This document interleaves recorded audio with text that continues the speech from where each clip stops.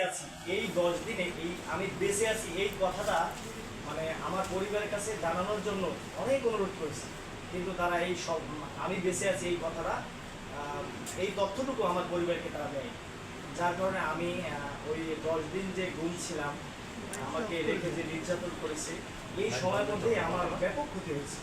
আমার ব্যবসায়িক ক্ষতি হয়েছে, অন্যান্য কোম্পানির সঙ্গে আমার যেটা ছিল নির্যাতন। আমাকে কালো টুপি পরিয়ে এবং হাত বেঁধে, হাত পিছনে বেঁধে বিভিন্ন সময় বিভিন্ন রুমে গিয়ে টর্চার করেছে, মেরেছি।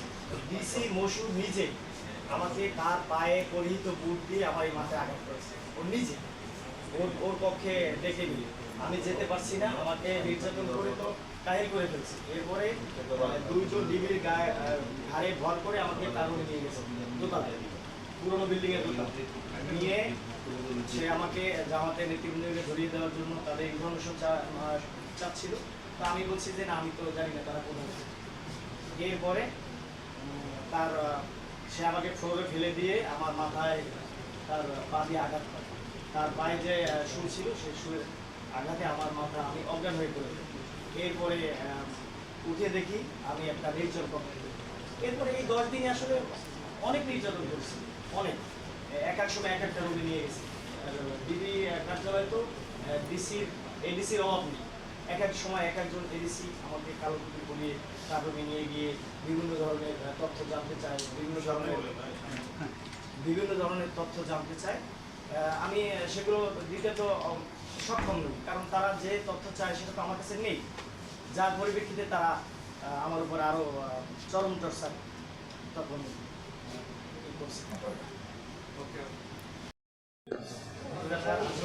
17 নভেম্বর আমি আমার ব্যবসায়ী কার্যালয়ে লাঞ্চের প্রস্তুতি দিচ্ছিলাম। তখন 2টো বাজে টাইম।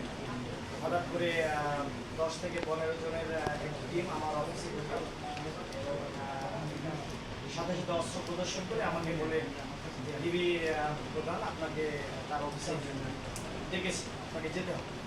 তো আমি বললাম যে ডিবি প্রধান ডেকেছেন, আপনার কার? আমরা ডিবি। তখন ওনাদের আইডি কার্ড শো করলো, সাথে সাথে অস্ত্র বের করলো এবং সবাই তার পোশাক পরিধান করলো। পরে আমাকে কালো টুপি পরিয়ে গাড়িতে করে নিয়ে গেল অজানা। পরবর্তীতে আমি জানতে পারি যে আমি ডিবি মিন্টু রোডে আছি। এরপরে আমার পরিবার অনেক খোঁজাখুঁজি করেছে, কোথাও সন্ধান পাইনি।